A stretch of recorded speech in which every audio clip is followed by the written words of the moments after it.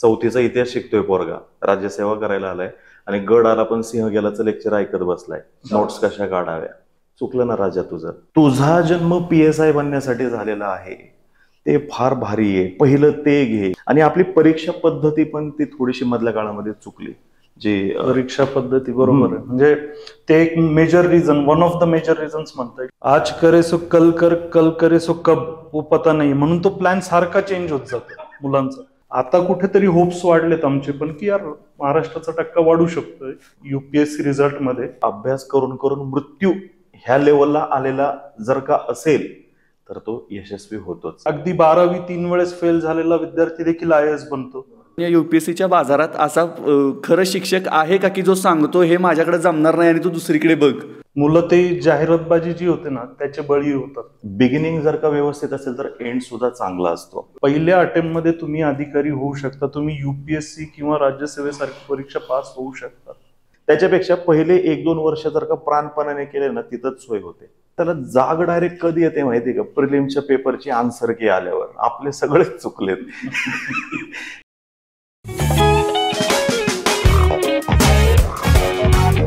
नमस्कार मंडळी, maths free टॉक्सवरच्या आपल्या नव्या पॉडकास्टमध्ये तुम्हा सगळ्यांचं खूप खूप स्वागत. आजच्या आपल्या पॉडकास्टमध्ये आपण एक महत्त्वाचा विषय घेतोय आणि तो विषय म्हणजे UPSC आणि UPSCची तयारी. आपण जर बघितलं तर अगदी TV सिरियल्समध्ये, TVच्या जाहिरातीमध्ये सुद्धा या UPSC किंवा लाल दिव्याच्या गाडीचा फार मोठा प्रभाव हा सर्वसामान्यांवरती पडत आलेला आहे.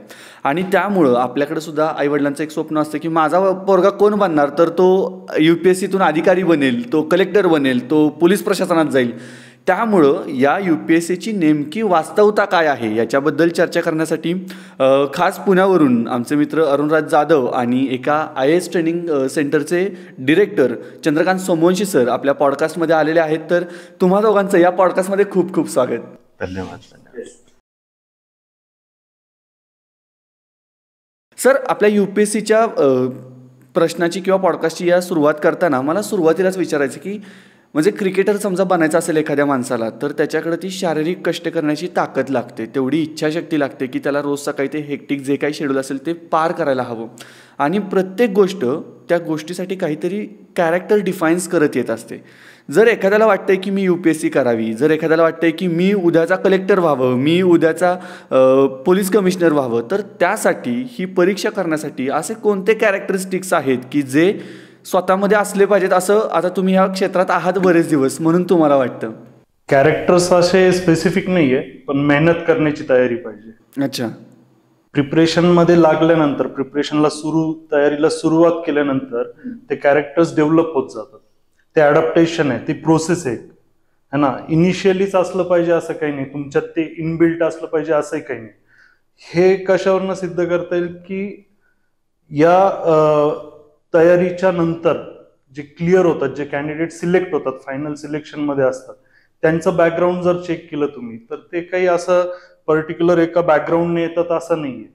ते अगदी 12वी 3 वेळेस फेल झालेला विद्यार्थी देखील IAS बनतो है ना. ऑन द अदर हँड तुम्ही जर बघाल तर IITian असलेला व्यक्ती म्हणजे IIT सारखी परीक्षा किंवा IIM पास झालेला व्यक्ती पण क्लिअर करू शकत नाही. सो असे काही कॅरेक्टरिस्टिक्स असं नाही आहे सच, पण तुम्ही एक एक्झाम ओळखली पाहिजे की एक्झाम काय आहे आणि त्या एक्झामच्या तयारीला तुम्ही प्राधान्य दिलं पाहिजे. म्हणजे तुमची ती मानसिकता असली पाहिजे की मी ह्यासाठी आलोय आणि हेच करायचंय, ती मानसिक तयारी असली. बरोबर आहे. पण मला यातून पुढचा प्रश्न असा वाटतो की बऱ्याच जणांना वाटतं की मी तयारी करतोय म्हणजे काय, तर मी NCERT वाचतोय का वाचतोय, मी हिंदू वाचतोय का वाचतोय, मी M लक्ष्मीकांत वाचतोय का वाचतोय, म्हणजे माझी तयारी झाली.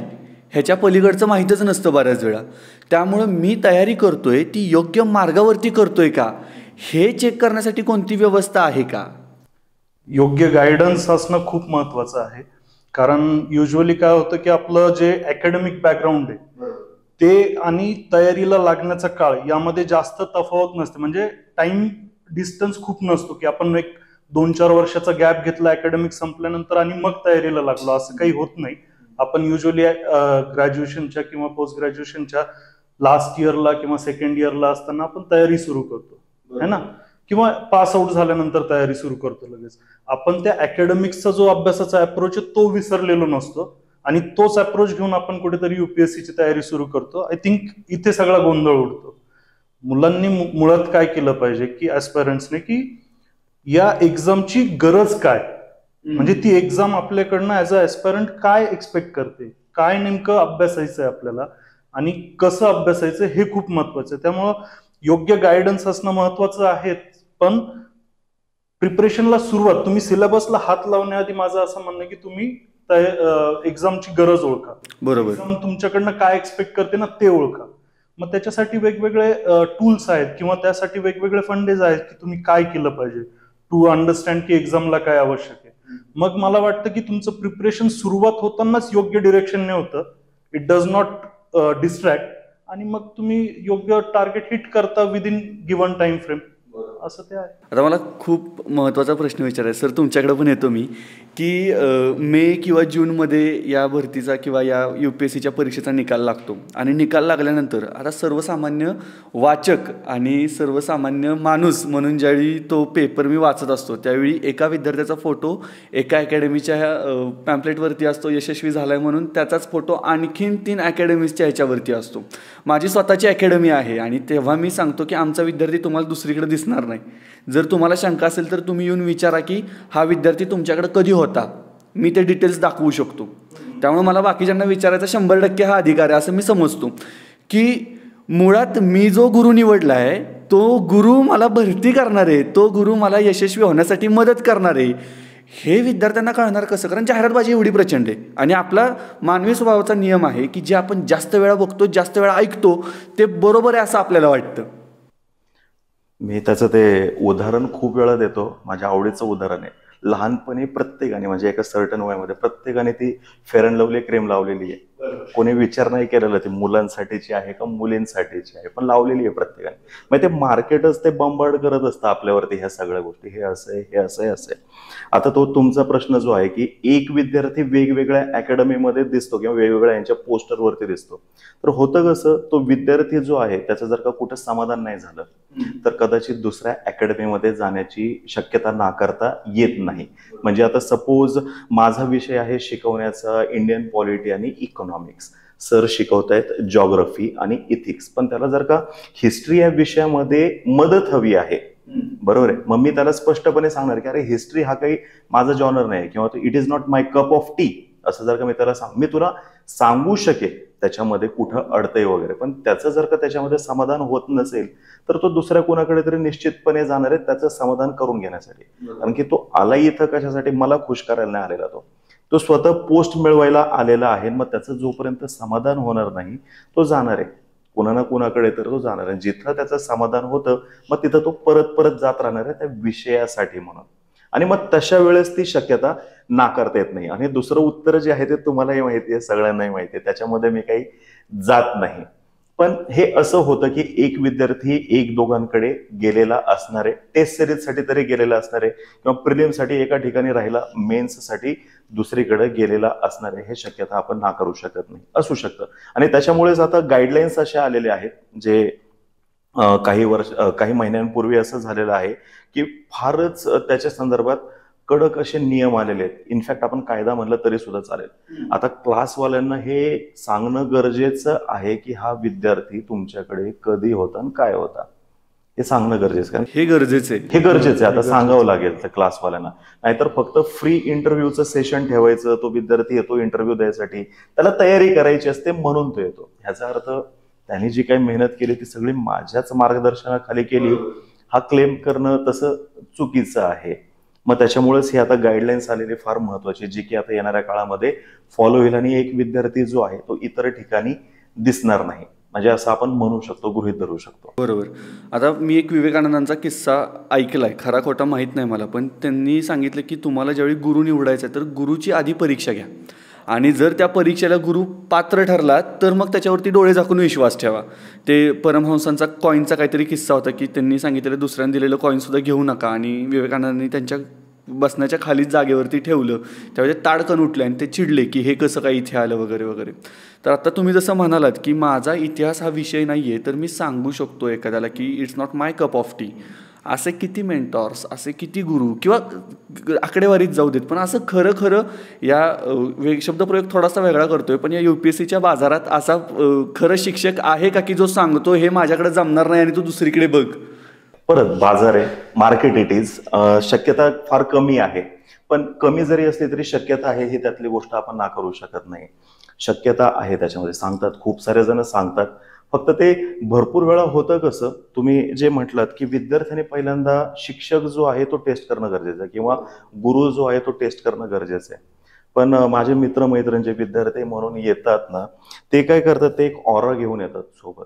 सर मग ते कसं विचारायचं, विचारलं तर काय वाटेल, कसं वाटेल, आणि विचारताना काय विचारायचं हेही कळायला पाहिजे. बेसिक मला असं वाटतं की पहिल्यांदा जाऊन कुठल्याही मास्तरला जाऊन हे विचारलं पाहिजे, तुम्ही परीक्षा दिली का, तुम्ही पास झाले का, किती वेळा झाले, काय झाले, काय नाही वगैरे, एकूण एक्सपिरियन्स जे आहे ते विचारलं पाहिजे. आणि ते न विचारता फीस किती आहे ते विचारलं जातं, मग तुमच्याकडे विद्यार्थी किती आहेत ते विचारलं जातं, तुमच्याकडे लायब्ररी आहे का ते विचारलं जातं. म्हणजे कॉस्मेटिक फीचर्सवरती जास्त लक्ष दिलं जातं, मूळ जो उद्देश आहे तो बाजूला राहतो. मग ते भरकटणं जे पहिल्या प्रश्नापासून जे सुरू झालेलं असतं ना, ते कंटिन्यू राहतं आणि मग 1-2 वर्ष त्याच्यामध्येच निघून जातात. हे माझं ऑब्झर्वेशन आहे.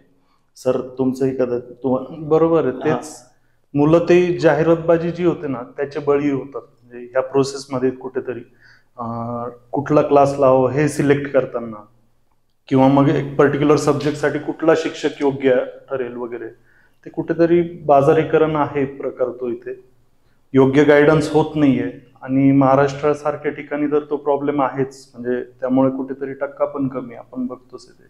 मला त्या प्रश्नाकडे पण यायचंच आहे ॲक्च्युली, की महाराष्ट्राची लोकसंख्या बघितली तर एवढी प्रचंड आहे, त्यात एकट्या पुण्यात तयारी करणारे जे विद्यार्थी असतील तर ती सुद्धा म्हणजे एखाद्या काय म्हणतो आपण कॉलनीमध्ये किंवा एखाद्या त्या पेठेमध्ये सुद्धा हजारोंच्या संख्येनं UPSC आणि MPSC करणारे विद्यार्थी बाहेर पडतील. मग हा टक्केवारी किंवा हा आकडा आपल्याला निकालात का दिसत नाही? UPSCमध्ये समजा 1000 पोस्ट असतील तर त्यातल्या फक्त 51 पोस्ट जास्तीत जास्त आपल्याला का मिळतात? आणि त्यातसुद्धा म्हणजे मला ह्यात थोडंसं मायक्रो लेवलला जायचं आहे, ते म्हणजे पहिल्या तिघांमध्ये नंबर नसतोच मराठी मुलांचा. म्हणजे आपण देशाचं नेतृत्व केले एकेकाळी हे सांगतो की हिमालयाच्या मदतीला सह्याद्री नेहमी कणखर आणि ताठमानेन असतो, पण तीच ताठमान UPSCच्या निकालात आपल्याला पहिल्या 10 जणांमध्ये, पहिल्या 20 जणांमध्ये जशी ज्या संख्येनं अपेक्षित आहे त्या संख्येनं का नाही दिसत? ह्याचं उत्तर खूपच सविस्तर आहे. माहिती आहे, सविस्तर म्हणजे एकतर शहरी भागातले जे आहेत ते या प्रिपरेशनमध्ये दिसत नाहीत आपल्याला.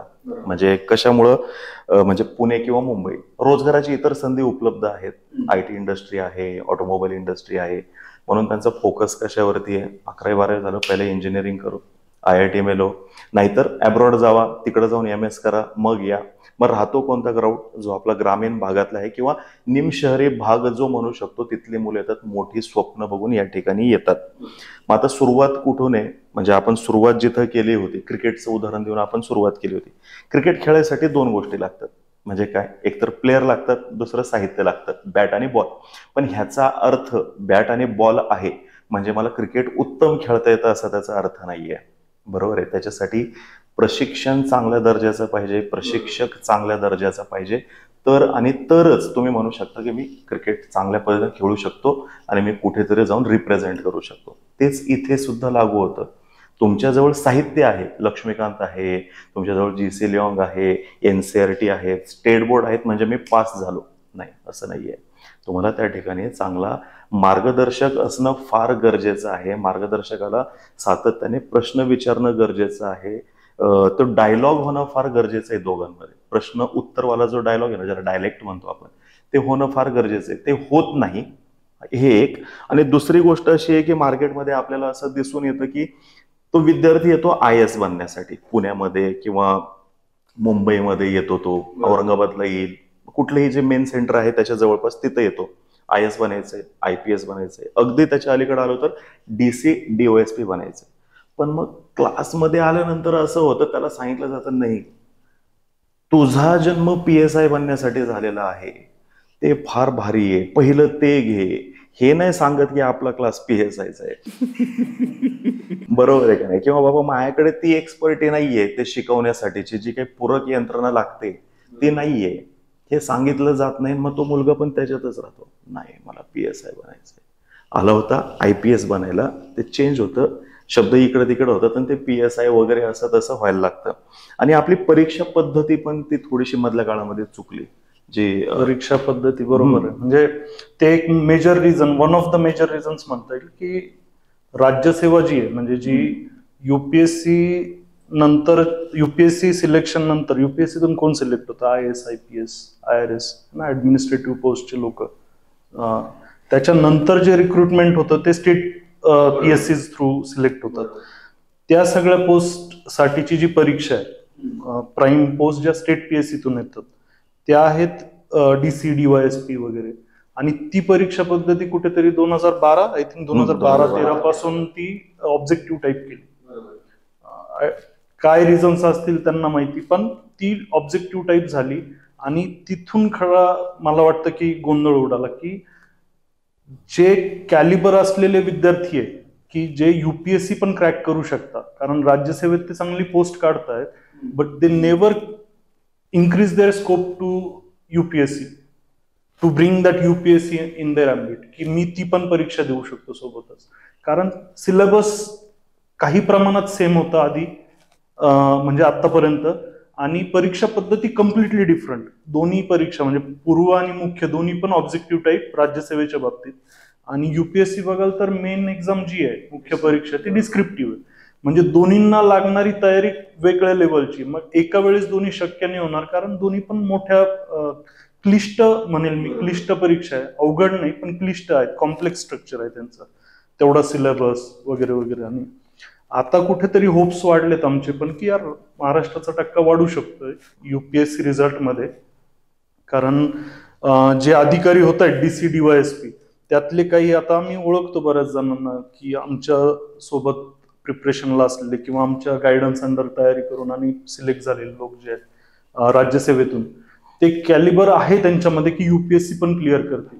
बट त्यांनी तो स्कोप नाही ठेवला. आता काय होईल, आता डिस्क्रिप्टिव्ह होते 2025. इफ इट इज अप्लाइड, ते जर लागू झालं, काही अडचणी नाही आल्या पूर्वी आल्या तशा, ते जर लागू झालं 2025 पासून, तर आपल्याला तो आकडा वाढलेला दिसेल नक्कीच. कारण सिलेबस ऑलमोस्ट सेम आहे आणि एक्झाम पॅटर्नही सेम.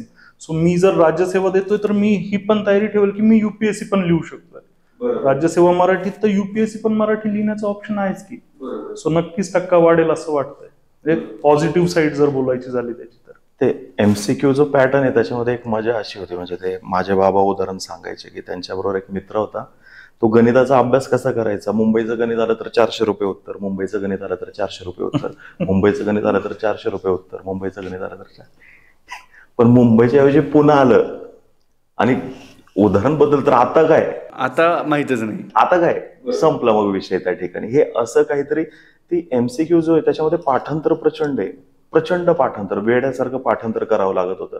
आणि मग तो विद्यार्थी जो आहे ज्याचं पाठांतर चांगलं आहे, म्हणजे नक्कीच काही त्याच्यामध्ये चांगले पण आहेत, पण पाठांतरावरती पुढे जाणं व्हायला लागलं, जे पुढे गेलेत, मग इंटरव्ह्यू, मग पुढे पोस्ट नाही. मग आता त्या गोष्टी बदलत आहेत. तुमचं मत काय ते सांगा, म्हणजे प्रश्नाचे आता स्वरूप बदलतील, अनालिटिकल क्वेश्चन्स विचारतील. म्हणजे अगोदर जर का असं विचारत होते की बाबा गांधीजींचे हे आंदोलन आहेत, तर ह्या आंदोलनांचं चढत्या क्रमाने तुम्ही लावा, कोणतं आहे कोणतं नाही, कोणतं पहिलं झालं, कोणतं दुसरं, कोणतं तिसरं, कोणतं चौथं. पण आता कदाचित ते सांगू शकतील की गांधीजींची आयडियोलॉजी जी आहे ती आपल्या इथं कशी इव्हॉल्व्ह झालेली दिसते तुम्हाला, आपल्या स्वातंत्र्य लढ्यामधलं त्याचं योगदान काय आहे, योग्य ती उदाहरणं देऊन तुम्ही सांगा. मग म्हणल्यानंतर मग आता त्याचा अभ्यास दिसत, मग तो लिहिणार, आता ते टक्का वाढेल त्याच्यातून.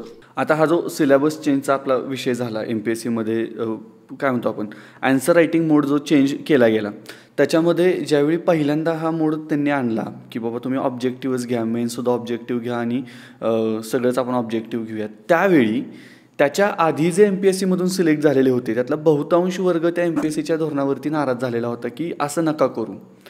आणि आत्ता तो वर्ग परत खुश झालाय की आता परत चांगले अधिकारी येतील वगैरे असं त्यांचं म्हणणं आहे. म्हणजे मधल्या काळात सुद्धा चांगले अधिकारी आलेच असतील, पण आता तो वर्ग खुश झालाय. परंतु आता जे तयारी करतायत त्यांना 2 वर्ष आधी सांगून सुद्धा की 2022मध्ये निर्णय आला की 2025 पासून लागू होईल. हां, 2 वर्ष आधी सांगून सुद्धा ही मुलं एवढी नाराज का आहेत? आणि 2 वर्षांनी होणार आहे ना. मग मला एक प्रश्न विचारायचा आहे की 2 वर्षात मला एखादी पोस्ट मिळेल का नाही मिळेल या विवंचनेत ही विद्यार्थी का असू शकतात की 2025च्या धोरणावरती 2022मध्ये आणि 23मध्ये आंदोलन होतं. ह्याचं उत्तर जर का दिलं तर ट्रोल होण्याची शक्यता प्रचंड आहे. म्हणजे कसं आहे सर, सांगू का तुम्हाला, सुरुवात जी आहे ना ती कुठं चुकते. म्हणजे बिगिनिंग जर का व्यवस्थित असेल तर एंड सुद्धा चांगला असतो. मुलगा पुण्यामध्ये येतो, स्वप्न घेऊन येतो. पहिल्या दिवशी सर काय म्हणले, त्याने काय करायला पाहिजे, पहिल्यांदा त्याने सिलेबस बघितला पाहिजे, काय करणं अपेक्षित आहे त्याची रूपरेषा तयार करायला पाहिजे, स्ट्रक्चर तयार करायला पाहिजे आणि ते करायला पाहिजे.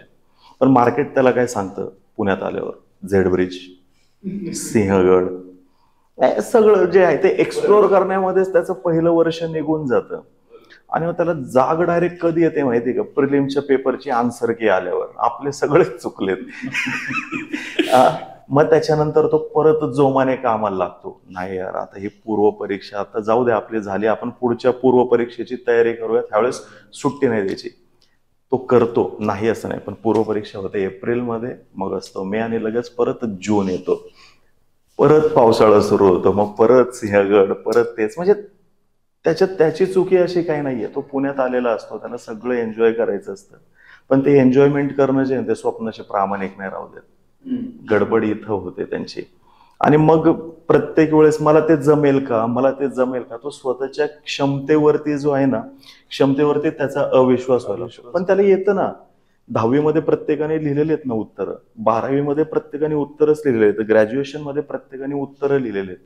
पण इथं असं का झालं, हे प्रत्येकाचं उत्तर जे आहे त्याच्यासाठी, त्या विद्यार्थ्याचं ते वेगवेगळं असू शकतं. मला का, कारण की कदाचित त्याला तो अजून अटेम्प्ट घ्यायचा असेल, ह्यावेळेस मी करतो. त्यांनी 10वी 12वीचं जे एक्झाम्पल दिलं ना, तीच मजा आहे की 10वी किंवा 12वीच्या परीक्षेच्या वेळेस आपल्या डोक्यात हा विचार नसतो ना, आता फेल झालो तर पुढच्या वर्षी परत देऊ. तेव्हा फेल व्हायचं ऑप्शन आपण स्वतःला ठेवत नाही. इथं काय होतं, इथं 4 अटेम्प्ट 6 अटेम्प्ट हे डोक्यात असतंय कुठेतरी. मुलांनी तिथं काळजी घेतली पाहिजे की ते ऑप्शनच नाही ठेवायचं. यार मी फर्स्ट अटेम्प्ट देणार आहे आणि फर्स्ट अटेम्प्टला हॅव टू क्लिअर द्यायचं, हे कुठेतरी जर ठेवलं आणि तेवढ्या डेडिकेशनने जर काम केलं तर होऊ शकतं. I think it doesn't take more than 2 attempts. पहिल्या अटेम्प्ट मध्ये तुम्ही अधिकारी होऊ शकता, तुम्ही UPSC किंवा राज्यसेवेसारखी परीक्षा पास होऊ शकता, इफ ते डेडिकेशन ठेवलं तर, ते टार्गेट ठेवून जर तुम्ही अभ्यास केला. सगळेच टक्के बरोबर बसले तर मग त्यामध्ये होऊ शकतं. फक्त तुमची ती व्यवस्थित करण्याची तयारी पाहिजे. बरोबर. आमच्या बॅचचे जे असतील, म्हणजे कदाचित 95 ते 2000 हा जो मधला काळ होता ना, तर त्यावेळेस ज्यांना ज्यांना विज्ञान हा विषय असेल ना, त्यांना म्हणजे बघणारे जे असतील आपला पॉडकास्ट, त्यांना लक्षात येईल की बाबा पहिल्या दिवशी सर सांगायचे आता हे धडे कॅन्सल झालेले आहेत म्हणून, किंवा आता हे नवीन धडे वाढलेले आहेत म्हणून. तेव्हा आपण ते इझिली घेतलं यार. बरोबर. आपण नाही तिथं रडत बसलो, याला काय अर्थ आहे असं तसं. पण जिथं करिअरचा प्रश्न आहे तिथं मात्र आपण थोडंसं गडबड केली, म्हणजे सगळ्यांनीच. कोणाचं पर्टिक्युलर असं नाव इथं घेण्यात काही मजा नाहीये, पण सगळ्यांची त्याच्यामध्ये चूक झालेली आहे आणि त्याच्यामुळं टक्का कमी झालेला आहे. विद्यार्थ्यांची तयारी आहे बरं. म्हणजे ज्या अर्थी पोरग घर सोडून पुण्यात राहू शकते, ह्याचा अर्थ त्याची कष्ट करण्याची तयारी. पुण्यामध्ये सगळं छान आहे असं नाहीये. सकाळी राहतो कुठं, त्याची आबाळ आहे, पाणी आहे का नाही त्याची आबाळ आहे, लायब्ररी चांगली मिळेल का नाही त्याची आबाळ आहे, लायब्ररीमध्ये AC असेल का नाही, तेवढे पैसे आहेत का नाही, डबा मला चांगला मिळेल का, सगळ्या गोष्टी तो तिथं प्रत्येक ठिकाणी त्याचा स्ट्रगल चालू आहे त्या विद्यार्थ्याचा. नाकारून चालणार नाही. मग हे पण जर का वाढत असेल, यार मी एवढा त्रास आहे ना, आता हे अजून नवीन मागं म्हणल्यावर तो परेशान होणारच आहे तो बिचारा. म्हणजे त्याच्यात चुकी आहे पण म्हणू शकतो, पण ज्यावेळेस त्याचा बूट आपण आपल्या पायात घालू त्यावेळेस लक्षात येतं नाही यार तुझं बरोबर आहे, पटतंय तुझं पटतंय असं. आता एक थोडासा मोठा प्रश्न विचारतोय मी, मोठा अशा अनुषंगानं की पोलीस भरती आता डिक्लेअर झाली. पोलीस भरतीमध्ये जवळपास 17,500 जागा होत्या. त्या 17,500मध्ये 17 लाख फॉर्म आले, आकडा मे बी पुढे मागे असेल. त्यातले 42% लोक पदवीधर होते. म्हणजे माझा विचारायचा उद्देश हा आहे की एखादं पोरगं पुणे, औरंगाबाद, मुंबईमध्ये IPS किंवा PSI बनायची स्वप्न घेऊन येतं आणि त्या पोराला पोलीस भरतीची तयारी करावी लागते. ह्याच्या मागं कारणं काय असावीत ह्याचा कधी तुम्ही विचार केलाय का? तुम्ही बघा ना, आता 2024 चालू आहे आणि रिझल्ट जे लागत आहेत ते 2020-21 डिले किती होतोय. तर ना मुलांना करिअरचं पण आहे ना, की तो प्रश्न पण आहे.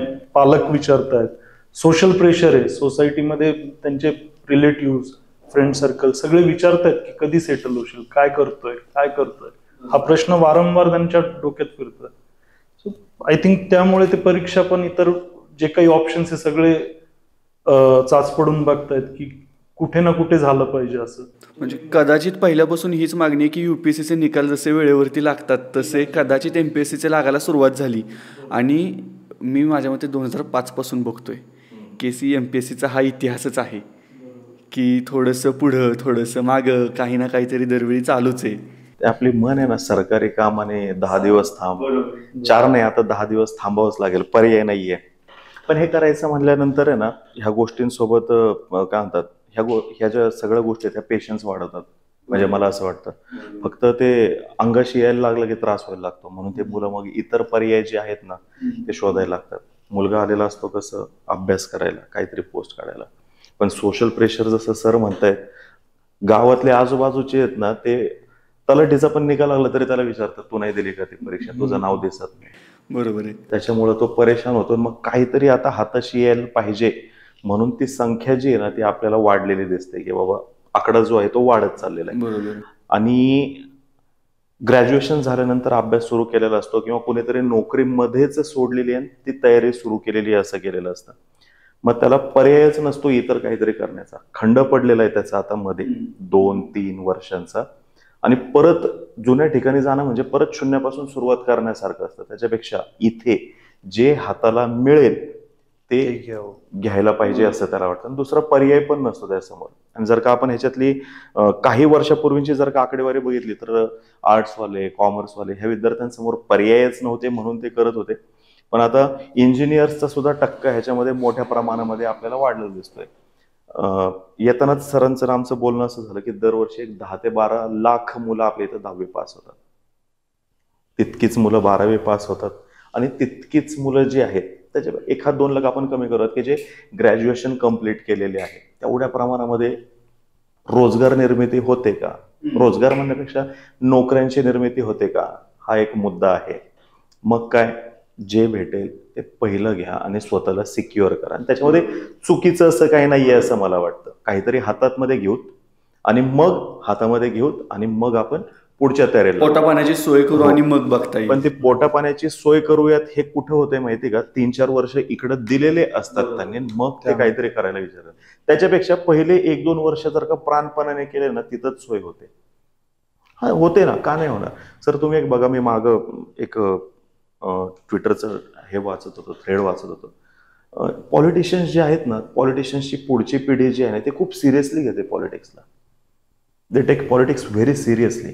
त्यांचं एक सर्टन एज झाल्यानंतर किंवा तिथपासून ते अगदी सिरियसली त्या सगळ्या गोष्टींमध्ये लक्ष घालायला लागतात. व्हेरी सिरियसली ते सगळ्या गोष्टी करतात. इकडं नाही होत सिरियसली. तुम्ही बघा, कुठलाही मित्र मैत्रीण ओळखीतला पाळखीतला त्या प्रत्येकाला तुम्ही त्या ठिकाणी ठेवून बघा, तो तितकं सिरियसली करतो का जितकं तो करतो. इनफॅक्ट त्याचं सर्व सेटल आहे, नाही केलं तरी चालेल, बट स्टील तो व्यक्ती जे आहे, पॉलिटिक्स जे आहे त्याला खूप सिरियसली घेतो. आपले सिरियसनेस येता येतात 3-4 वर्ष जातात आणि मग तो तिथं तुम्ही म्हणताय तसं पोलीस भरतीला पदवीधर आलेला जो दिसतो तो पहिल्या मधला नाही दिसणार तुम्हाला. काहीच शिल्लक नाहीये. मग हे फॉर्म निघाले बरा, हे असं म्हणजे हे माझं ऑब्झर्वेशन विचारलं म्हणून सांग. सो आता हा एक मुद्दा वेगळ्याच बाजूला आहे. पण आपण ज्यावेळी म्हणतो की तुम्ही सिलेबस पाहिला का किंवा सिलेबसची चौकट काय आहे का, तर अशी UPSCची खरंच काय चौकट आहे का की बाबा ही चौकट आहे आणि या चौकटीच्या बाहेरचं काही येणार नाही असं ठोसपणे सांगता येऊ शकतं का? UPSCने किंवा फॉर दॅट मॅटर MPSCने पण सिलेबस दिलाय रेफरन्ससाठी, तो अभ्यासायचा आहे. पण त्यांच्या प्रश्नांचा जर आवाका बघितला तुम्ही तर ते खूप जास्त अनालिटिकल क्वेश्चन्स आहे. म्हणजे त्या सिलेबसचा तुम्ही स्टडी करून you have to apply that to the world around you, आणि मग त्याचं तुम्हाला उत्तर लिहिता आली पाहिजे. त्या लेवलचं अनालिटिकल, म्हणजे ते अनालिटिकल स्टडी तुम्ही करायचं त्या सिलेबसचं, असं आहे ते. मला नाही वाटत त्याला चौकटीत बसवलं पाहिजे कुठल्या, कारण तुम्ही जर मागच्या काही वर्षांचे, म्हणजे तुम्ही you have to refer previous year questions ना. म्हणजे तुम्ही युपीएससीचा अभ्यास करताय तर मागच्या वर्षी प्रिलिम्सला काय विचारलं बाबा, मी प्रिलिम्सच्या आधी मी त्याचा अभ्यास केला पाहिजे. म्हणजे मी प्रिलिम्सची एक स्ट्रॅटेजी ठरवू शकतो. मग तेच मेन मध्ये मागच्या वर्षी मेनला काय विचारलं तर मी त्यानुसार माझ्या मेनची स्ट्रॅटेजी ठरवू शकतो. युजली 2-3 वर्षाचा ट्रेंड लक्षात घेतात.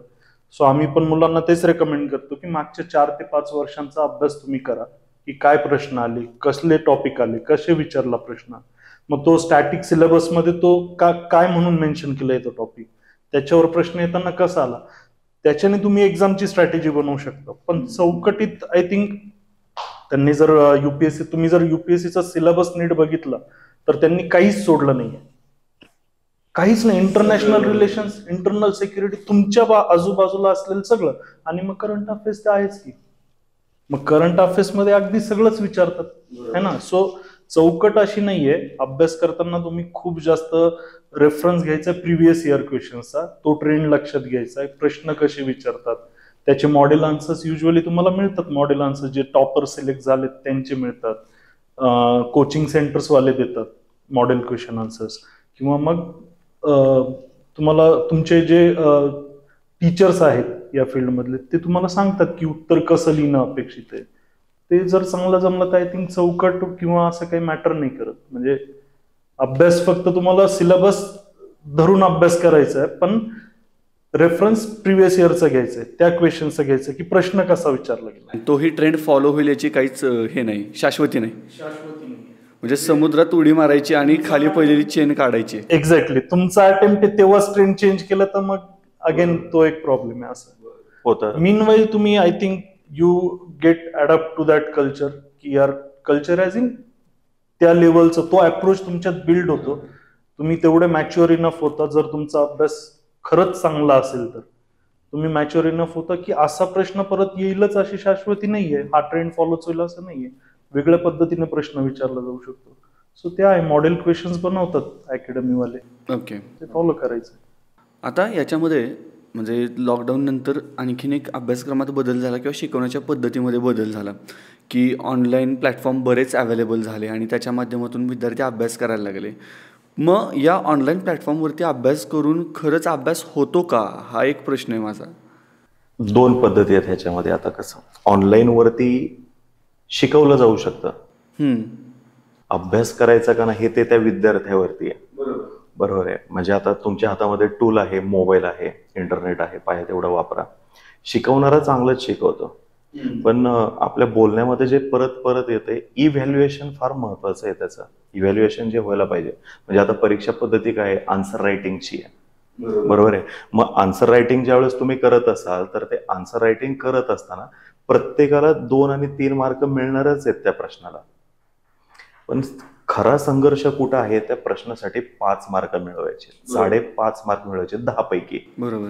म्हणजे आपण 10वी मध्ये कसं गेलंय बघा, 5 मार्काचा प्रश्न आहे, जास्तीत जास्त लिहिलं तर 4 मार्क मिळतात, जेवढं जास्त लिहाल तेवढं.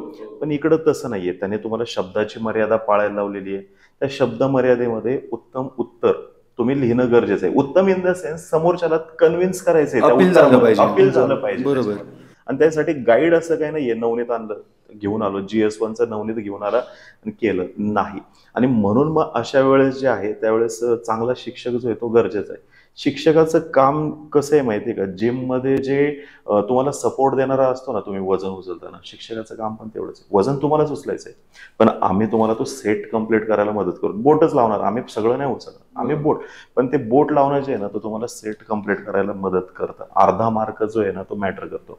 मग एका प्रश्नामागचा अर्धा मार्क म्हणजे एका पेपरमध्ये तुम्हाला 10 ते 15 मार्क एक्स्ट्रा येतात. 4 पेपरमध्ये मिळून त्याचे 60-70 मार्क होतात आणि तुम्ही थ्रू होता.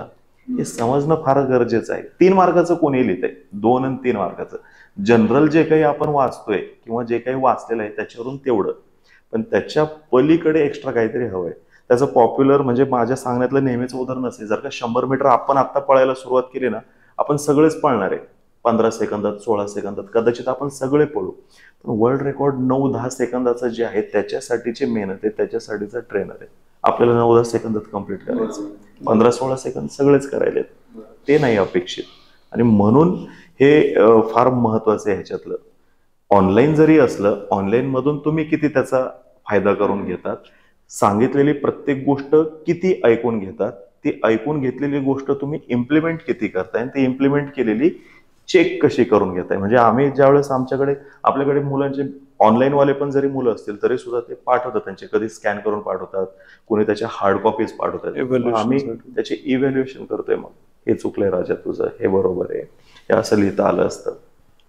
पण ते कन्सिस्टंटली व्हायला पाहिजे. मुलं किती ते कन्सिस्टंटली करतात ते महत्वाचं आहे. ते ऑनलाईन मध्ये काय होतं माहिती का, युजली तो मगाशी सरांनी सांगितलेला मुद्दा, वर्गात मुलगा आहे ना, शिक्षक समोर आहे तर वर्गात तो शांत राहील, किंवा वर्गात तो मग अभ्यासाव्यतिरिक्त किंवा जे चाललंय त्याला धरून राहील, तो तिथे डायव्हर्ट नाही होते, डिस्ट्रॅक्ट नाही होते. त्याला कुठेतरी एक नैतिक भीती पण आहे ना वर्गात, मी असं कसं करू, ऍटमॉस्फिअर प्रेशर आहेच ते नेहमी.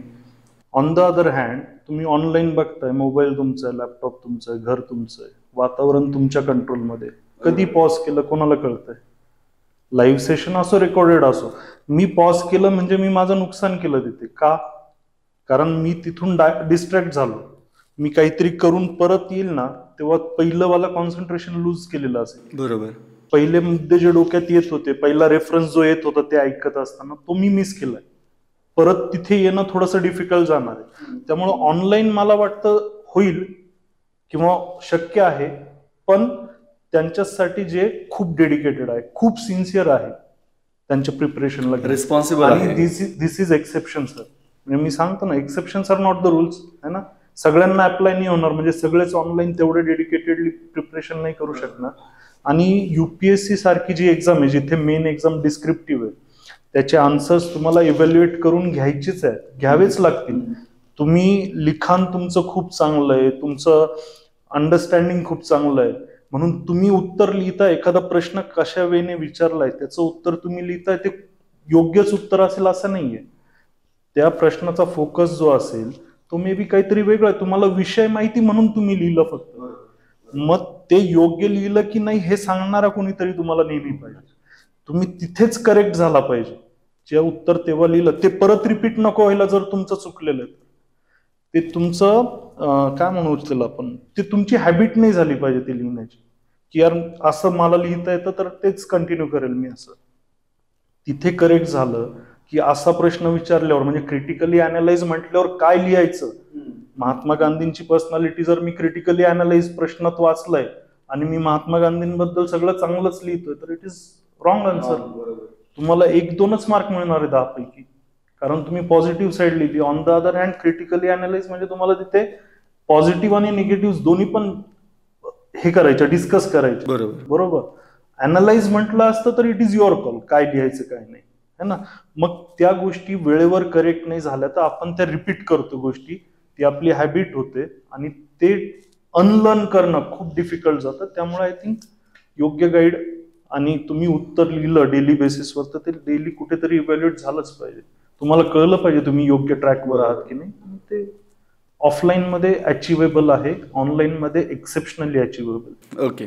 दंगल पिक्चर बघितलं का? दंगल सगळ्यांनीच बघितलं असेल. त्याच्यामध्ये बघा ते सुरुवातीला फोनवरती सांगतात तिला, बाळा तुझं हे चुकतंय, ते चुकतंय, हे चुकतंय, ते चुकतंय. पण ज्यावेळेस कंट्रोलच्या पलीकडे जातं ना, ते बॅग घेऊन, गाडी घेऊन सगळं ते तिथंच येऊन थांबतात आणि समोर मग सगळं जे काय व्हायचं ते, हे आता इथून पुढे माझ्या कंट्रोल अंडर गोष्टी होतील. फोन होतच की, शक्य होतच की, पण ते सर म्हणले तसं एक्सेप्शनली. आता युपीएससी एखाद्याला करायची असेल तर त्यानं पुणे, दिल्ली किंवा मुंबई या शहरांमध्येच जायला पाहिजे का घरी बसून सुद्धा होता येतं युपीएससी? सर ते जे गाईड करणारे लोक आहे ना, ते म्हणजे अनफॉर्च्युनेटली ते या शहरांमध्ये, त्यामुळे यावं लागेल मुलांना. आणि नाही यायचंय तर मग खूप सिन्सिअरली घरी अभ्यास करावा लागेल. तेवढं रेफरन्सेस, तेवढं डेडिकेटेड शेड्यूल तुमचं बनलं पाहिजे. बरोबर. बरोबर की नाही. मग ते आपण 10वीला किती वेळ बसायचो ना अभ्यासाला, आता नाही बसत. आता करिअरचा प्रश्न आपल्या हातात सोपवला पालकांनी. तुझं ग्रॅज्युएशन आमची जबाबदारी होती, ते झालं, आता तुझं करिअर तुझी जबाबदारी आहे. मग तो जो प्रश्न आहे ना, तो कुठेतरी मुलं थोडंसं कॅज्युअल होतात विथ रिस्पेक्ट टू प्रिपरेशन.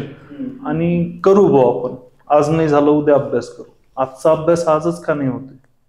त्यासाठी कुठेतरी आय थिंक वाटतं की ते गायडन्स असलं पाहिजे आणि कन्सिस्टंटली असलं पाहिजे सोबत. आणि तो एक मुद्दा आहे की सारखं मगाशीचा जो प्रश्न होता त्यातला, की गाईड बदलतात सारखं, है ना. तर एक म्हणजे आमच्या चर्चेतला विषय येतो की सचिन तेंडुलकर नेहमी आचरेकरांकडेच जायचे, काही अडलं किंवा काही, तर शेवटपर्यंत त्यांनाच फॉलो करत राहिले. किंवा कोहली पण रिसेंटली त्यांच्या कोचकडेच गेले काहीतरी, मध्ये कोहलीचा जो पॅच होता, बॅड पॅच, त्यावेळेस आय थिंक तुम्ही जर शुअर आहात की तुम्ही सुरुवातीला गाईड योग्य निवडलाय, तर कन्सिस्टंटली तीच एक रेफरन्स घेतला पाहिजे, तोच तुमचा पॉइंट ऑफ कॉन्टॅक्ट असला पाहिजे की फॉर गायडन्स, ते कंटिन्यू केलं पाहिजे. पण physically available does make a difference असं मला वाटतं. ऑफलाईन प्रिपरेशन खूप इम्पॉर्टंट आहे. ओके ओके सर, आता मगाशी ज्यावेळी तुम्ही म्हणत होता की ज्यावेळी पुण्यात येऊन एखादा विद्यार्थी राहतो तर त्याचं राहण्याची सोय, त्याचं नळाला पाणी येते का, त्याला जेवणाला सोड्यातनं येतंय का, त्याला प्रॉपर खायला मिळते, ह्या सगळ्या गोष्टींसोबत संघर्ष चालूच असतो. हा एका बाजूचा संघर्ष, दुसरा उद्याच्या रोजीरोटीचा संघर्ष, म्हणजे तो ज्याची तयारी करतोय, UPSC असेल, MPSC असेल. मग स्पर्धा परीक्षांची तयारी करणाऱ्या विद्यार्थ्यांसाठी पुण्यात एक अर्थव्यवस्था उभी झालेली आहे. तर त्या अर्थव्यवस्थेबद्दल थोडंसं काही सांगाल का, म्हणजे जेणेकरून जे बाहेरचे पालक आहेत आणि ते आपल्या विद्यार्थ्याला आज पुण्याला किंवा मुंबईला किंवा दिल्लीला पाठवायचा विचार करतायत, तर थोडीशी त्यांना सुद्धा कल्पना येईल की हे असं सगळं आहे. माझ्या ते लास्ट वीकमध्येच आमच्या इथे एक पालक आले होते, गोंदियावरून आले होते त्यांच्या मुलासाठी. ते क्लास शोधायच्या आधी त्यांच्या मुलासाठी चांगली राहण्याची व्यवस्था शोधत होते, जिथे AC व्यवस्था असेल, एसी व्यवस्था आहे असं ते शोधत होते. त्यांना क्लासमध्ये पण सेकंडरी होतं त्यांच्यासाठी क्लास वगैरे, पण मुलाला राहण्याची चांगली व्यवस्था मिळेल का हे त्यांचं अपेक्षित, चांगलं हॉस्टेल, चांगली मेस, म्हणजे हे व्यवस्थित असं.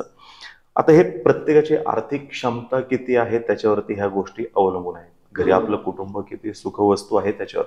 नाहीतर इथं अशी मुलं आहेत की जे एक डबा दोघांमध्ये खातात, अशी मुलं आहेत जे परिस्थिती तशी त्यांची आहे. ती परिस्थिती हे डिमांड करते की बाबा तू पहिलं यश मिळव, बाकी सगळे आपोआप मिळतील. आणि बाकीच्यांची काही जणांची परिस्थिती अशी आहे की बाबा ही परिस्थिती तुझ्यासाठी आम्ही उपलब्ध करून देऊ, तू टेन्शन नको घेऊ, पण तू यश मिळव. म्हणजे दोन्ही पद्धतीची अनुकूल परिस्थिती पण आहे, प्रतिकूल परिस्थिती पण आहे. पुण्यामध्ये ही सगळी सिस्टीम आहे त्या ठिकाणी. म्हणजे सकाळी उठल्यानंतर जे काही लागतं त्या मुलाला, त्या सगळ्या गोष्टी तिथे उपलब्ध आहेत. नाश्त्यापासून, जेवणापासून, मूवी बघायची वगैरे वगैरे सगळं काही अवेलेबल आहे. लायब्ररी सुद्धा तिथेच, सगळं काही अगदी त्याला 100 मीटरच्या अंतरामध्ये सर्व काही उपलब्ध होऊ शकतं. त्या मुलावरती आहे की आपल्याला काय घ्यायचंय, काय नाही घ्यायचं. आणि अर्थव्यवस्था मोठी आहे तर निश्चितपणे अर्थव्यवस्था ह्या सगळ्यातली मोठी आहे. पण जर का तुम्ही बघितलं, इव्हन जर का आपण असं म्हटलं की उद्या इथे कुठेतरी MIDC होणार आहे 2 किलोमीटर अंतरावरती, तर तिथे सुद्धा प्लॉटिंग पडणारच आहे. तिथं डंपर येणार आहे, तिथं तुमचे पोकलन येणार आहे, तिथं कोणीतरी वडापाववाला येणार आहे, चहावाला येणार आहे. सगळी अर्थव्यवस्था ही अशाच पद्धतीने चालते. सायकलच तसे, मग ते शिक्षणाचं घ्या किंवा इतर कोणतंही घ्या, त्याला पूरक अशी अर्थव्यवस्था जर का तिथं उपलब्ध झाली नाही तर मुलं दुसऱ्या ठिकाणाच्या शोधामध्ये दुसरीकडे जातील. बरोबर. म्हणजे सपोज औरंगाबादमध्ये त्याला जर का चांगलं राहण्यासाठी उपलब्ध होत नाहीये, पण खाण्यासाठी चांगलं उपलब्ध होतंय, तर तो यार मला दोन्ही कुठे मिळेल ते बघेल. दोन्ही उपलब्ध झाले पण जर का त्याला मार्गदर्शक चांगले मिळत नसतील तर तो मार्गदर्शक आणि ह्या दोन्ही गोष्टी कुठे उपलब्ध होतील ते शोधण्याचा तो प्रयत्न करेल. आणि सुदैवाने म्हणा किंवा अजून कोणताही शब्द आपण वापरू शकतो, हे सर्व काही जे आहे ते पुणे, मुंबई ह्या ठिकाणी उपलब्ध आहे आणि म्हणून मुलं त्या ठिकाणी येतात असं आपल्याला म्हणावं लागेल. या ठिकाणी सगळे व्हायला पाहिजे ना. म्हणजे आता मी हे इथं बसलं, ही खुर्ची जर का कम्फर्टेबल नसेल तर मी पण नाही बसू शकणार. मी असं करेन असं करेन. मग त्याला खुर्ची सुद्धा तशी पाहिजे अभ्यासाला बसल्यानंतर की जी कम्फर्टेबल आहे. कारण की तो त्याला अभ्यास करायचा आहे तर बैठक पाहिजे, एक 4 तासाची तरी मिनिमम एक बैठक पाहिजे. मग तो तिथून ब्रेक घेईल, थोडा वेळ चहा चांगल्या ठिकाणी पिऊन येईल आणि मग परत बैठक लावेल तो. पण चहा जर का त्याला चांगला नाही मिळाला तर ते पुढच्या 4 तासाला त्याचं गणित नाही लागणार, त्याच्या डोक्यात शॉर्टच येणार. यार चहा बेसिक बनवता येत नाही ह्यांना, तो त्याच चिडचिड मध्ये राहणार आहे. बरोबर. ते होतं, म्हणजे ह्युमन इन्स्टिंक्ट येते त्याच्यामध्ये, वेगळं असं काही नाहीये. याच्यामध्ये मला आणखीन एक विचारायचं आहे की आज पुण्यात राहायचं म्हणलं तर महिन्याचा खर्च किती आहे? त्यांनी मगाशी जो शब्द वापरला की प्रत्येकाच्या आर्थिक परिस्थितीनुसार व्हॅरी करतं. म्हणजे अगदी 5-7 हजारात पण महिना भागवणारे लोक आहेत, मुलं आहेत, आणि 15,000 कमी पडणारे पण लोक आहेत. असं ते व्हॅरी करतं. पण बेसिक गरज काय, हॉस्टेल, राहायची जागा है ना, अगदी 2,000पासून 2-2.5 हजारापासून महिन्याला हॉस्टेल मिळतात. व्हॅरी करता परत 8-10 हजारापर्यंत जातं. मेसला परत मिनिमम 2,000 तरी 2,500 म्हणेल आता, 2,500 मिनिमम पाहिजे मेसला. पण त्याच्यानंतर 2 वेळेसचा चहा, 2 वेळेसचा नाश्ता है ना, झेरॉक्सला पैसे लागतील, काही प्रिंट आउट काढायची काय हे ते वगैरे. 12,000 पर्यंत एक मिनिमम 12,000 पर्यंत खर्च आहे पुण्यात राहण्याचा. मुलं कष्टाळू आहेत पण आपले, म्हणजे जर का कमी पडत असतील तर पोरांनी आता पर्याय उभे केलेले आहेत. म्हणजे उदाहरणं बघतो मी असे, माहिती का, कोणी लायब्ररीमध्ये काम करेल, सर मी इथलं सगळं सांभाळतो किंवा काय कर, प्रचंड कष्टाळू पोर येतो, त्या अर्थव्यवस्थेचा पार्ट होतात. पण त्या मुलांचं स्वप्न कॉन्स्टंट राहतं की आम्हाला ते करायचंय म्हणून. आणि मला त्याचं फार कौतुक आहे, माहिती का, अशा मुलांचं. आणि खूप सारे जण आहेत घरून जर का सपोर्ट सिस्टीम येत नाहीये, घरच्यांचा मॉरल सपोर्ट 100% पण घरच्यांची कुवत नाहीये तितकं सगळं करण्याची, तर मुलं ते सगळे सिस्टीम जे ते स्वतः उभं करण्याचा प्रयत्न करतात. पण स्वप्नाशी प्रामाणिक राहून जे काही करता येईल ते करायचा मुलं प्रयत्न करतात. मग जर का बसत नसू आपण त्या म्हणजे त्या रेंजमध्ये बसत नव्हतो, मुलं स्वतःहून त्या रेंजमध्ये बसण्यासाठी प्रयत्न करतात. म्हणजे बघितले. ओके, आता थोडंसं शेवटच्या टप्प्याकडे येताना मला CSK वरती जायचं आहे. म्हणजे CSKचा आत्ताचा IPLचा सीझन संपला आणि सीझन संपल्यानंतर एक चर्चा सुरू झाली की डेफिनेटली नॉट का he is coming back next year Dhoni. आणि मग लोक त्यांचं विश्लेषण करायला लागले की बाबा त्याला ह्यावेळी इंजुरीज झाली होती, त्याला किपिंग करताना प्रॉब्लेम येत होता, तर त्यानं पुढच्या वर्षी येऊ नये. काही लोक म्हणत होते की अरे तो बॅटिंग चांगला करत होता ना, मग त्याला येऊ देत. तर UPSCचं पण तसंच आहे. म्हणजे मला असं वाटतं की UPSCनं देताना 7 अटेम्प्ट्स दिलेत, काही जणांना त्यापेक्षा जास्त दिलेत, आणि मग आपल्यासमोर ते टार्गेट असतं की बाबा हा नाही झाला तर पुढचा अटेम्प्ट, हा नाही झाला तर पुढचा अटेम्प्ट. पण ज्यावेळी आपण वय बघतो तर ग्रॅज्युएशन साधारणपणे 20-21ला पूर्ण होतं, पुढची 7 वर्ष, आणि ती पण सलग 7 वर्ष असतील असं नाही, मध्ये गॅप पण घेणारी बहुतेक जण. 30शीपर्यंत येतो आपण, आणि 30शीपर्यंत येऊनसुद्धा आपल्या पोटापाण्याचं पुढं काय याची सोय झालेली नसते काही वेळेला.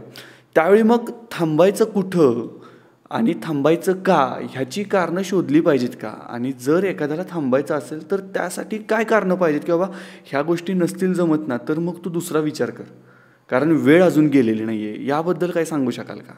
आय थिंक मुलांनी प्लॅन बीचा विचार केला पाहिजे. म्हणजे सुरुवातीला केला पाहिजे. इन जनरल भारतीयांच्याच ते रक्तात नाही असं मला वाटतं की आपण काहीतरी बिझनेस, तुम्ही कुठला बिझनेस करताय, कुठल्या नोकरीसाठी ट्राय करताय, तेव्हा आपल्या डोक्यात काही प्लॅन बी नाही घेऊन चालत आपण. मला वाटतं स्पर्धा परीक्षेकडे वळताना मुलांनी पहिले तो विचार केला पाहिजे. जर माझं पहिल्या 2 किंवा पहिल्या 3 अटेम्प्ट मध्ये नाही झालं, मी तर म्हणेल पहिल्या 2 अटेम्प्ट मध्येच जर नाही झालं म्हणजे काय, मी इलॅबोरेट करतो, पण जर नाही झालं तर मी काय करेल आयुष्यात पुढे, हे काहीतरी कुठेतरी मानसिकता बनवून यायची, याची तयारी करून यायची मुळात.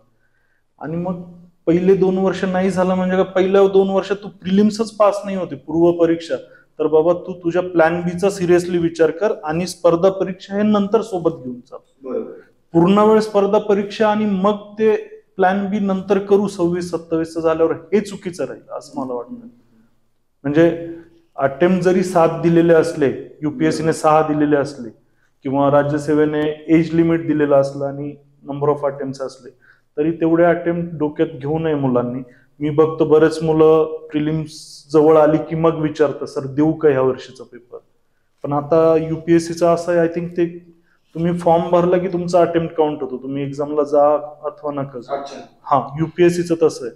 राज्यसेवेचं आय थिंक तसं नाहीये. तर तुम्ही म्हणजे नेव्हर नो, राज्यसेवा पण तसा काहीतरी रूल आणतं की काय. मग त्यापेक्षा तुम्ही ठरवा ना की तुम्ही तुमच्या हातात 8 महिने 7 महिने तुम्ही प्रिपेअर करतायत 1 वर्षापासून, तर तुम्हाला माहिती पाहिजे की तुम्ही ह्या वर्षीचा अटेम्प्ट घेताय की नाही. अटेम्प्ट दिल्यानंतर ही मानसिकता नको की अटेम्प्ट दिल्यानंतर नाही मी हा ट्रायल बेसिसवर ट्रायल एरर म्हणून अटेम्प्ट दिला होता. हे ट्रायल एररचं जे गणित आहे ना, हे आपण करिअर घडवायचं असतं ना, करिअरचा प्रश्न येतो ना तेव्हा करतो. ट्रायल एरर आपण 10वी 12वी मगाशी म्हटल्याप्रमाणे 10वी 12वीला नाही करत. बरोबर है ना. सो कुठेतरी मुलांनी तो विचार करावा की पहिल्या 2 अटेम्प्ट मध्ये मला क्लिअर पोस्ट काढायची, ड्रीम पोस्ट काढायची. त्या लेवलचं डेडिकेशन, त्या लेवलचा प्रामाणिकपणा तुमच्यात असलंच पाहिजे. कारण तुम्ही टफेस्ट एक्झामची तयारी करताय. UPSC toughest exam in the world म्हटली जाते. भारताचा जर विचार केला तर आय थिंक फर्स्ट सेकंड मध्येच येते. आणि अधिकारी त्या लेवलचा बनतोय किंवा त्या लेवलचं कॉम्पिटिशन पण आहे. सो तो विचार करून आय थिंक मुलांनी प्रिपरेशन मध्ये घुसावं. पण प्लॅन बी हा मनात असलं पाहिजे की माझ्या पहिल्या दुसऱ्या अटेम्प्ट नंतर मी प्लॅन बी ला सिरियसली घेईल आणि मग अटेम्प्ट माझे चालू ठेवलं. असं आता या परीक्षेची तयारी करण्यासाठी साधारणपणे किती वेळ लागतो? म्हणजे की बाबा असं 100% तयारी झाली असं तर जगात कधी होणार नाही की युपीएससीने मला कोणताही प्रश्न विचारावा आणि मी 100पैकी 100 त्यामध्ये घेईन, असं तर होणार नाही. पण आपण म्हणतो ना की बाबा एक 60% 70% तयारी झाली आणि मग या विद्यार्थ्याचे चान्सेस आता आहेत की तो होऊ शकतो सिलेक्ट. अशी तयारी होण्यासाठी किती कालावधी लागू शकतो? ज्या मोमेंटला त्यांनी हे ठरवलंय की मला युपीएससी करायची किंवा एमपीएससी करायची, हे ठरलं, मग तिथून पुढचा प्रवास काय, क्लास शोधणे, जागा शोधणे, हे सगळं, ही सगळी प्रोसेस जर का धरली ना, ग्रॅज्युएशन म्हणजे आता सगळ्यांच्या एक्झाम संपलेल्या आहेत ग्रॅज्युएशन वाल्या. मग आता तो मुलगा आयडियली पुढच्या वर्षीसाठी तयारी करतोय, पुढच्या वर्षीच्या पूर्व परीक्षेसाठी. म्हणजे तो विचार करतोय 2025चा, मे 2025. त्याची मेन्स कधी होईल तर 1 नोव्हेंबर 2025 मध्ये होईल. त्याचा इंटरव्ह्यू कधी होईल तर फेब्रुवारी मार्च 2026 मध्ये होईल. त्याचा निकाल कधी लागेल, मे 2026 मध्ये लागेल. आज ज्याची ग्रॅज्युएशनची परीक्षा संपलेली आहे त्याच्यासाठी फॉर्म भरायचे नाहीयेत मधल्या काळामध्ये कुठले, पुढच्या वर्षीसाठीची तयारी आजपासून करायची आहे. आणि हे पण मी कधी म्हणतोय 2026 साठी म्हणून, तर ज्या वेळेस तो फुल हार्टेडली व्यवस्थित मार्गदर्शक शोधत त्यांनी जे सांगितलेलं आहे ते इम्प्लिमेंट करत काम करतोय, तर 2026 मध्ये तो विद्यार्थी आपल्याला सत्कार स्वीकारताना दिसेल सगळीकडे. नाही तर एप्रिल 2025 मध्ये पूर्व झाली तर मे 2025 मध्ये तो 2027च्या हारतोऱ्याची तयारीला लागलेला असतो. म्हणजे ही प्रोसेस अशी आहे, एका ह्याच्यासाठी तुम्हाला तितका वेळ थांबावंच लागणार आहे. म्हणून ते डेडिकेशन फार महत्वाचं आहे. पहिल्यापासूनच व्यवस्थित गोष्टी व्हायला पाहिजेत. आपण कशासाठी आलेलो आहोत हे लक्षात येणं गरजेचं आहे, काय करायचं आहे हे लक्षात येणं गरजेचं आहे. आणि ही पोस्ट मिळाल्यानंतर, पोस्ट हे एकमेव सत्य आहे, बाकी सर्व अंधश्रद्धा आहेत, बरोबर, हे समजणं फार गरजेचं आहे. आणि म्हणून मग ते जर का प्लॅन बी जो आपण म्हणलं, सरांनी आता सांगितलं, मुलांचं हे ठरलेलं जर का असेल ना, प्लॅन एच करायचं आहे, फर्स्ट अटेम्प्ट करतानाच अगदी डेडिकेशनने दिलेलं आहे. म्हणजे आता ह्या लेवलला आलेला आहे की अभ्यास करून करून मृत्यू ह्या लेवलला आलेला जर का असेल तर तो यशस्वी होतोच. पण होतं असं की त्या लेवलला पोहोचत नाही. बरोबर. पण आहेत ना खूप सारे आपण उदाहरणं बघतो, पहिल्या अटेम्प्ट मध्ये झाले, त्यांनी वेगळं काही केलेलं नाही. त्यांची पुस्तकं तिचे, म्हणजे लक्ष्मीकांत आहे त्यांच्याकडे पण जीसी लिहून घे, त्यांनीही एनसीआरटी वाचलेलं आहे. माइंडसेटचा फरक पडतो. माइंडसेट, परीक्षा अवघड नाही बरं का. म्हणजे बरेच जण विचारतात की किती आहे, डिफिकल्टी लेवल काय किंवा किती अवघड आहे परीक्षा, है ना. 50% मिळवा ना, 50% क्रॉस करा, तुम्ही ऑल इंडिया रँक मध्ये येतात. बरोबर आहे, है ना. 50%. आणि त्याच विद्यार्थ्याला ग्रॅज्युएशनला तो टॉपर असतो, गोल्ड मेडलिस्ट असतो, पण त्याला ते 50% नाही काढतायत. म्हणजे काय की परीक्षा तुमच्याकडून काय एक्सपेक्ट करते ना, ते तुम्हाला ओळखता आलं पाहिजे. मी जे सुरुवातीला म्हटलं की तुम्ही प्रिपरेशनला लागण्याआधी ते पहिले समजून घ्या, परीक्षा काय ही, अप्रोच काय असला पाहिजे तुमच्या अभ्यासाचा. रॅन्डमनेस नसला पाहिजे की मी पुस्तक वाचून काढतो, मी 35 वेळा वाचतो, ते नाही मॅटर करत. 35 वेळा वाच किंवा नको वाचू, पण त्या पुस्तकातून परीक्षेला काय येणार आहे किंवा कसं येणार आहे ते महत्वाचं आहे. बरोबर आहे. ते समजलं ना तर मला वाटतं परीक्षा अवघड नाहीये.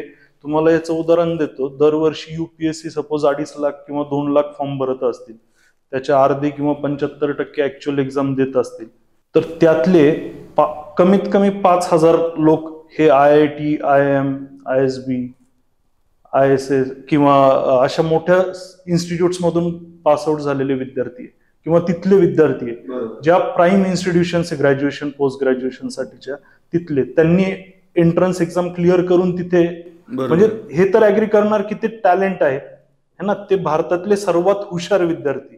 बरोबर. पण जर 5,000 विद्यार्थी ते असतील तर 700, 800, 1000 पोस्ट तर सगळ्या त्यांनीच नेल्या पाहिजे. तसं होताना दिसत नाही. अगदी 12वी फेल झालेला मगाशी म्हटल्याप्रमाणे तो पण विद्यार्थी IPS IAS बनू शकतो. म्हणजे ज्यांनी ती नस ओळखली की परीक्षा काय, त्याच्यासाठी ती अवघड नाही. सो तो मुद्दा आय थिंक त्याच्यावर बेस तुमचं प्लॅनिंग असलं पाहिजे, एक्झिक्युशन असलं पाहिजे की मी जर ठरवलंय मी सकाळी उठून अभ्यास करणार आहे, ते मला सुटेबल आहे, किंवा सरांनी वर्गात सांगितलं पहाटे 4ला 5ला उठून अभ्यास करा, पण मी तर रातकिडा आहे, मला रात्री अभ्यास होतो माझा.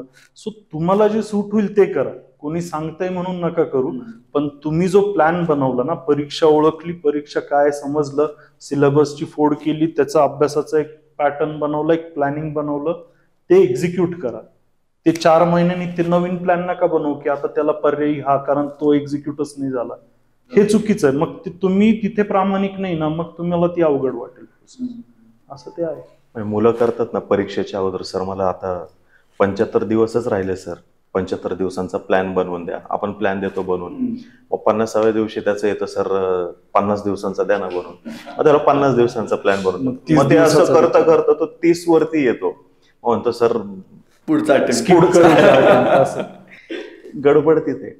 आणि कुठेतरी हा विचार बघा ना तुम्ही की रिसर्च, मला ते आठवत नाही एक्झॅक्ट कुठल्या संस्थेने ते हे केलंय, पब्लिश केलंय, पण एक रिसर्च असं सांगतो की तुमचं नॅचरल एज ऑफ लर्निंग जे आहे as a student to clear some exam, otherwise आपण नॉर्मली समजतो की आयुष्यभर माणूस शिकतच असतो. मी ते नाही म्हणते, एखादी परीक्षा क्लिअर करण्यासाठीचं जे स्टुडंट म्हणून जे तुमचं नॅचरल एज आहे ना लर्निंगचं, ते 26 वय. तुम्ही हे इन्शुअर करा की तुम्ही ते पास करण्याच्या आधी तुम्ही इकडून क्लिअर करताय. बरोबर बरोबर. तुम्ही टॉपर्स बघा, 40% टॉपर्स हे 23 अँड बिलो आहे युपीएससीचे. हे कुठेतरी मुलांनी ह्याचं अनालिसिस केलं पाहिजे की आपण तेवढ्या अर्ली एजला आपलं हे क्लिअर असलं पाहिजे की एक्झाम जी तयारी करतोय त्या एक्झामची रिक्वायरमेंट काय. म्हणून मी ते सारखं रिपीट करतो. मग तुम्हाला ती प्रोसेस जी आहे ना एक्झामची, ती अवघड नाही वाटणार. ती लेंदी आहे, क्लिष्ट आहे, कॉम्प्लेक्स आहे, व्हेरियस सब्जेक्ट्स आहे. होम सायन्सेस मधले ऑलमोस्ट सगळे सब्जेक्ट्स त्यात आहे सिलेबसचा पार्ट, पण ती क्लिष्ट आहे, ती अवघड नाहीये, असं आहे. ओके. अवघड खूप साऱ्या जणांचं म्हणणं आहे, पण हे लक्षात घ्या, कुठलीही तयारी करणारा जो विद्यार्थी आहे स्पर्धा परीक्षा, 5वी पासूनची पुस्तकं परत वाचताय बघा. स्टेट बोर्ड घ्या, NCERT घ्या, 5वी पासून परत वाचायला सुरुवात करतात. मग 5वी पासून का वाचतोय? तेव्हा केलं नव्हतं ना, तेव्हा आपण नवनीत केलं सगळ्यांनी, मी पण किंवा सगळ्यांनी समजूनच नाही घेतलं काय आहे काय नाही. इथं डिमांड काय, सरांच्या आणि माया बोलण्यामध्ये पण परत परत त्याच गोष्टी येण्याचं कारण काय माहितीये का? फॉर्म्युला तो फिक्स आहे. इथं इट्स ऑल अबाउट रिपिटेशन म्हणण्यापेक्षा रिव्हिजन. रोज सकाळी उठून तुम्हाला तोच प्लॅन करायचा आहे, रोज सकाळी उठून तुम्हाला तोच प्लॅन करायचा आहे. हे सतत सतत सतत स्वतःला ज्यावेळेस तुम्ही सांगाल ना, त्यावेळेस त्या गोष्टी होणार आहेत, आणि त्याच्याशिवाय ते पकडीमध्ये येणारच नाहीये.